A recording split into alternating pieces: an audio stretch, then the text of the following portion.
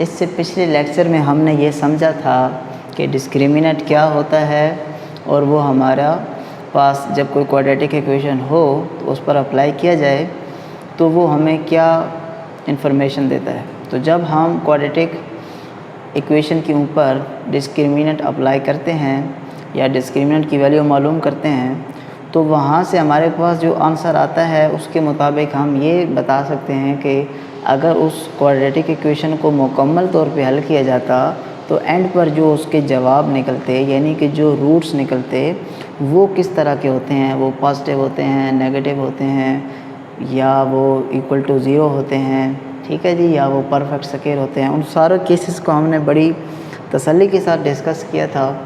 आज उसी से रिलेटेड आगे चल रहे हैं क्वेश्चन। तो वो जो 4 केस थे अगर वो आपके दिमाग में होंगे तो ये क्वेश्चन बहुत इजीली आपके पास सॉल्व होते जाएंगे। तो पहले क्वेश्चन की ज़रा स्टेटमेंट पढ़ते हैं। फॉर व्हाट वैल्यू ऑफ के, तो सिंपल वैल्यू ऑफ के। इस क्वेश्चन में हमें ये वैल्यू फाइंड करनी है किसकी जी, के की। के हमें यहाँ पर भी नज़र आ रहा है और यहाँ पर भी। तो इस के की किसी तरह हमने वैल्यू फाइंड करनी है। दी एक्सप्रेशन यानी कि ये जो हमारा एक्सप्रेशन है इज़ अ परफेक्ट स्क्वायर। तो याद कीजिए ज़रा, जब परफेक्ट स्क्वायर का केस था तो ठीक है जी, हमने ये भी तो कहा था ना कि जो ज़ीरो होता है, जो इसको भी हम परफेक्ट स्क्वायर कह सकते हैं क्योंकि ज़ीरो का स्क्वायर भी हमें ज़ीरो ही देता है। ठीक है जी, तो हम यही जो बात है वो दिमाग में रखेंगे। तो हम सबसे पहले कहेंगे कि एज एक्सप्रेशन इज़ अ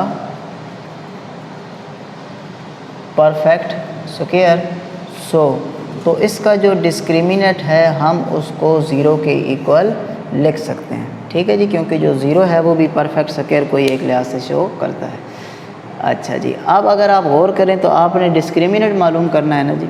और डिस्क्रिमिनेंट का जो हमारे पास फार्मूला था वो था B square minus 4ac equal to zero. हमें क्वेश्चन में जो कंडीशन गिवन है उसकी वजह से हमने इक्वल टू ज़ीरो लिख दिया। अच्छा जी, अब हमें b की वैल्यू चाहिए, a की वैल्यू चाहिए और c की वैल्यू चाहिए। तो x स्क्वायर के साथ जो होगा वो हमें a की वैल्यू दे देगा, a इज़ इक्वल टू के स्क्वायर।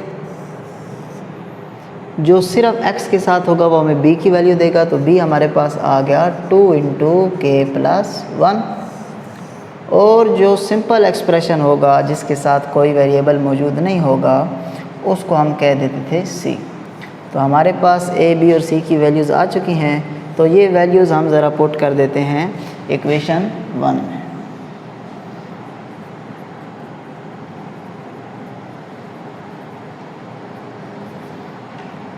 बी स्क्वायर यानी कि इस सारी वैल्यू का स्क्वायर, 2 इंटू के प्लस 1 का होल स्क्वायर माइनस 4 की जगह पर 4 आ गया, ए की जगह पर हमारे पास आ गया के स्क्वायर और सी की जगह पर हमारे पास आ चुका है 4 और इस सारे को इक्वल टू हमने ज़ीरो लिख दिया।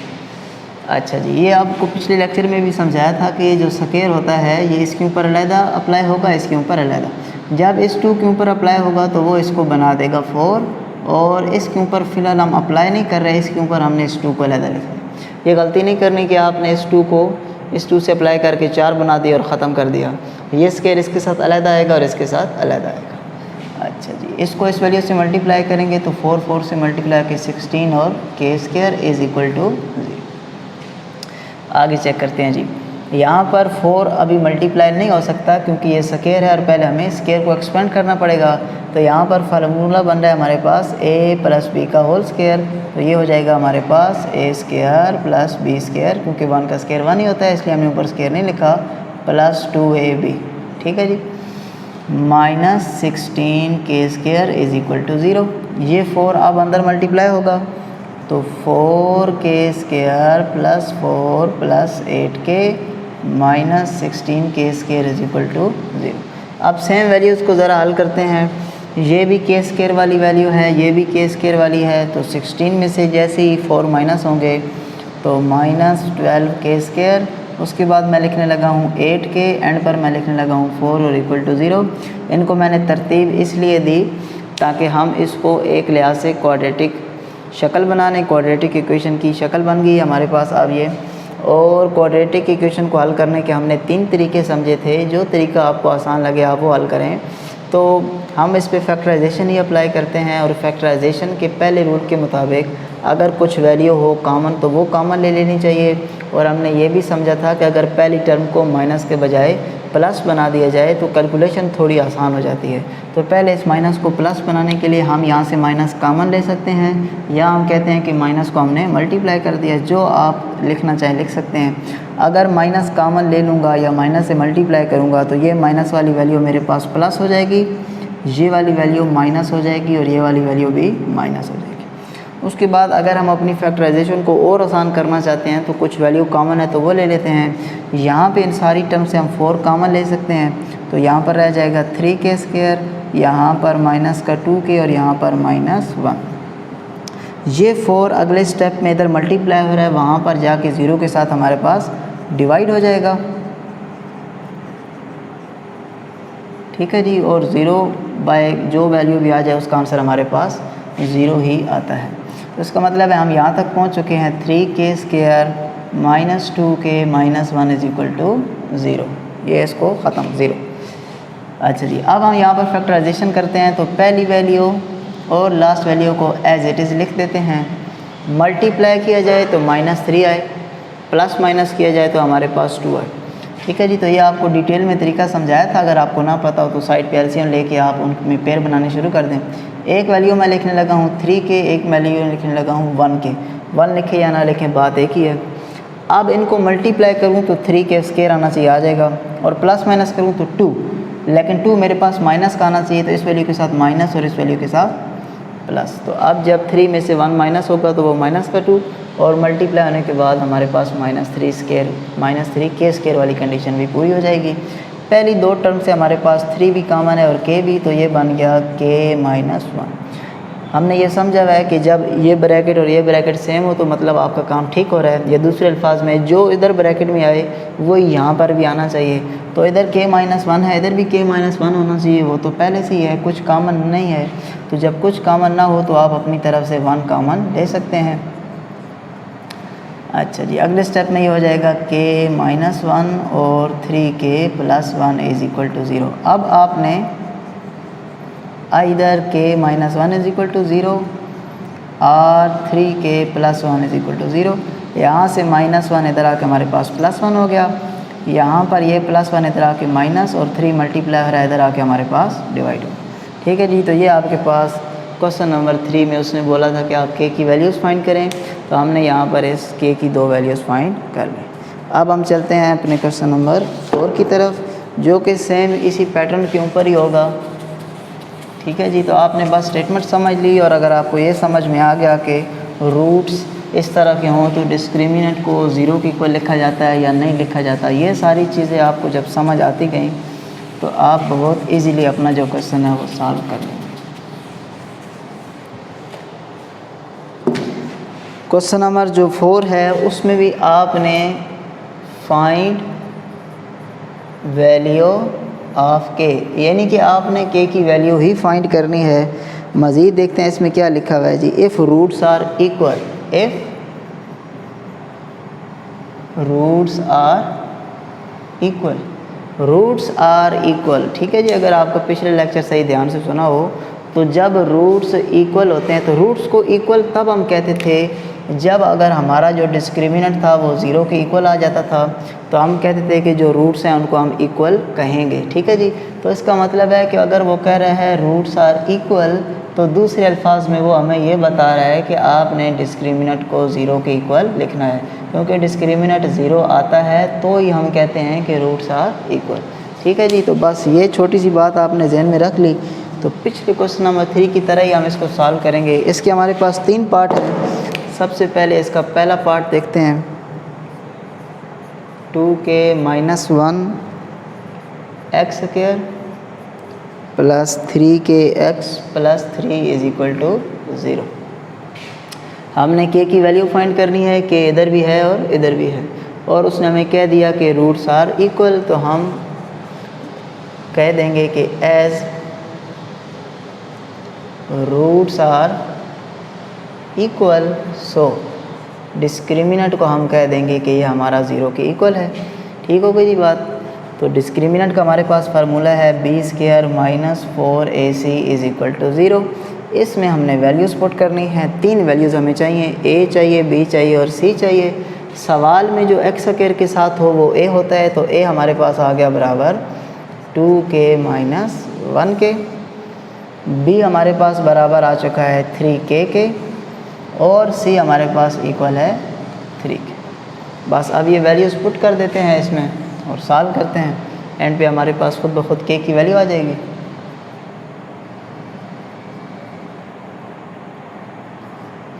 सबसे पहले होता है बी स्क्वायर यानी कि 3k का होल स्क्वायर हो जाएगा माइनस 4। a की जगह पर हमारे पास आ जाएगा 2k माइनस 1 और c की जगह हमारे पास आ जाएगा 3 और हमने इसको लिखा था 0 के इक्वल। खुद से नहीं लिखा, क्वेश्चन में उसने कंडीशन दी कि रूट्स आर इक्वल, तो इसका मतलब था कि डिस्क्रिमिनेंट हमारे पास इक्वल टू 0 के होना चाहिए। यहाँ पे जब इसका स्क्वायर एक्सपेंड करेंगे तो 9k स्क्वायर माइनस इन दो वैल्यूज़ को मल्टीप्लाई कर लेंगे। चलें पहले 4 और 3 को मल्टीप्लाई कर लेंगे तो माइनस का हमारे पास हो जाएगा 12 और 2k माइनस 1 फिलहाल वैसे। इन दो को अभी हमने मल्टीप्लाई किया, तीनों को इकट्ठा मल्टीप्लाई नहीं किया ताकि खिचड़ी ना पके। इसको जब इस वैल्यू से मल्टीप्लाई करेंगे तो माइनस 24k और जब इसको इससे मल्टीप्लाई करेंगे तो माइनस माइनस प्लस 12 को 1 से मल्टीप्लाई करेंगे तो 12। तो ये खुद ब खुद हमारे पास एक क्वाड्रेटिक इक्वेशन की शक्ल बन गई है। पिछले सवाल में भी हमने कहा कि अगर कुछ कॉमन है तो कॉमन ले लेना चाहिए ताकि कैलकुलेशन मज़ीद आसान हो जाए। तो यहाँ से हम 3 कॉमन अगर ले लें तो यहाँ पर रह जाएगा 3k स्क्वायर माइनस का यहाँ पर आ जाएगा 8k और यहाँ पर आपके पास आ जाएगा 4 इज़ इक्वल टू 0। पिछले क्वेश्चन में यहाँ पर 4 कॉमन था तो 4 0 के साथ ख़त्म हो गया था। इस क्वेश्चन में हमारे पास 3 है, ये भी उधर 0 के साथ डिवाइड में जाकर ख़त्म हो जाएगा। तो आपके पास रह जाएगी सिर्फ ये एक वैल्यू। अब आपने इसको करना है फैक्टराइज, तो फर्स्ट वैल्यू और last value as it is ही लिख दें। ठीक है जी। अब ज़रा गौर करें तो मल्टीप्लाई किया जाए तो हमारे पास 12 आना चाहिए 4 और 3 को, और प्लस और माइनस करें तो 8। अगर मैं यहाँ पर लिखूँ 6k और 2k, 6 को 2 से मल्टीप्लाई करूँगा तो मेरे पास 12 आ जाएगा और 6 में 2 ऐड करूँगा तो मेरे पास 8। लेकिन मुझे यहाँ पर दोनों वैल्यूज़ प्लस की नहीं लिखनी, क्योंकि मैं प्लस की लिख दूँगा तो मेरे पास प्लस का 8 आएगा, मुझे तो माइनस का 8 चाहिए। तो मैं यहाँ पर भी माइनस लिखता हूँ और यहाँ पर भी माइनस। ठीक है जी। तो माइनस माइनस ये वैल्यूज़ प्लस होंगी लेकिन साइन माइनस का ही आएगा, तो माइनस 8k और मल्टीप्लाई करेंगे तो 6 2 से 12 माइनस और माइनस प्लस, तो सारी कंडीशन सेटिस्फाई। फर्स्ट 2 वैल्यू से हमारे पास 3 और k कॉमन है तो हमारे पास आ जाएगा k माइनस 2। यहाँ पे हम माइनस का 2 कॉमन लेंगे ताकि ये ब्रैकेट वाली वैल्यू बिल्कुल सेम हो जाए। ठीक हो गई जी बात। अब एक दफ़ा हमारे पास बन गया k माइनस 2 और एक दफ़ा हमारे पास आ गया 3k minus 2 is equal to 0। अब हम लिखेंगे जी either k minus 2 is equal to 0 और 3k minus 2 is equal to 0। तो यहाँ से k की वैल्यू बन जाएगी 2, यहाँ पर ये इधर आके प्लस और ये इधर आके डिवाइड। तो यहाँ पर ये इस क्वेश्चन नंबर 4 के पहले पार्ट में हमने k की वैल्यू फाइंड करनी थी, वो हमने फाइंड कर ली। चले जी अब आगे चलते हैं और इसी क्वेश्चन का पार्ट नंबर 2 सॉल्व करते हैं। बिल्कुल ये तीनों पार्ट सेम इसी पैटर्न पे हैं।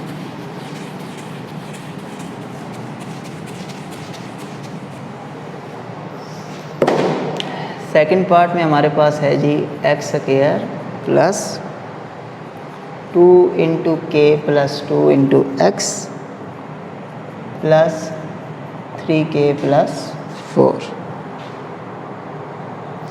अच्छा जी, इसमें भी मेन स्टेटमेंट तो वही है, फाइंड वैल्यू ऑफ के हमने मालूम करना है कि यहाँ पर भी है और यहाँ पर भी है, और उसने कंडीशन दी कि roots are equal.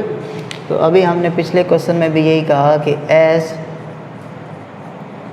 Roots are equal so discriminant is equal to 0, यानी कि B square minus 4ac is equal to 0। अब हमें a वैल्यू चाहिए, b चाहिए और c चाहिए। तो क्वेश्चन पे गौर करें, एक्स स्क्वायर के साथ जो होता है वो a होता है। अगर यहाँ कुछ भी ना हो तो मतलब 1 है, तो a की वैल्यू हमारे पास हो चुकी है 1, b की वैल्यू हमारे पास हो चुकी है 2 इंटू के प्लस 2 और c की वैल्यू है हमारे पास 3k प्लस 4। चलिए जी इन वैल्यूज़ को ज़रा 1 में पुट करते हैं। पुटिंग वैल्यूज़ इन 1, सबसे पहले b का स्क्वायर यानी कि 2 इंटू के प्लस 2 का होल स्क्वायर माइनस 4, a की जगह पर 1 और c की जगह पर 3k प्लस 4 और ये इक्वल टू 0। अब थोड़ा सा सिंप्लीफाई करते हैं। हमने अभी समझा कि ये स्क्वायर हो तो इसके ऊपर अलहदा होगा और इसके ऊपर अलहदा, तो जब 2 के ऊपर अलहदा आएगा तो वो इसको बना देगा 4 और इसके ऊपर अभी हम सिर्फ वैल्यू लिख देते हैं, ये यानी कि पावर लिख देते हैं, एक्सपेंड नहीं करते। माइनस 4 को 1 से मल्टीप्लाई करेंगे तो वो 4 ही रहेगा, साथ में लिख देते हैं 3k plus 4 is equal to 0। अब जो फार्मूला जहाँ एक्सपेंड हो रहा है वहाँ एक्सपेंड करते हैं, जहाँ पर वैल्यूज़ मल्टीप्लाई हो रही हैं उन्हें मल्टीप्लाई करते हैं। तो 4 एज इट इज़, यहाँ पर a प्लस b का होल स्क्वायर, तो इसको लिखा जाएगा a square plus b square plus 2ab, तो वो टोटल फार्मूला आपके पास ही आ जाएगा। अगर आप डायरेक्ट फार्मूला ना लिख सकें तो आप बेशक फार्मूले को एक दफ़ा फॉर्म में लिख लें और उसके बाद सॉल्व करें, आपके पास यही वैल्यू आ जाएगी। 4 को अंदर मल्टीप्लाई करते हैं, -4 तो -12 के माइनस प्लस माइनस 4 को 4 से मल्टीप्लाई करेंगे तो 16। 4 को अंदर मल्टीप्लाई करेंगे जब तो 4k स्क्वायर प्लस 16 के -12 के -16 इज इक्वल टू 0, प्लस 16 और -16 कैंसिल हो जाएंगे। 4k स्क्वायर 16k में से 12k माइनस होंगे तो हमारे पास रह जाएगा 4k। ठीक है जी, तो इस तरह की एग्जांपल आप पहले चैप्टर में कर चुके हैं। जब दो वैल्यूज़ हों तो वहाँ पर हम वैल्यूज़ कॉमन ले लेते हैं, तो पहली दो वैल्यू में से इन दो ही वैल्यूज़ हैं तो 4 भी कॉमन आ जाएगा और k भी, तो यहाँ पर बच जाएगा k और इधर ये सब कुछ कॉमन ले लिया तो 1, 0 नहीं लिख देना। ठीक है जी, अब हम कहेंगे जी इधर 4k इज़ इक्वल टू 0 और k plus 1 is equal to 0, तो ये 0/4 हो जाएगा और आंसर आपके पास 0 ही आएगा और यहाँ से k इज़ इक्वल टू -1। ठीक है जी, ये इंतहाई आसान सवाल है। इसी क्वेश्चन का जो तीसरा पार्ट है वो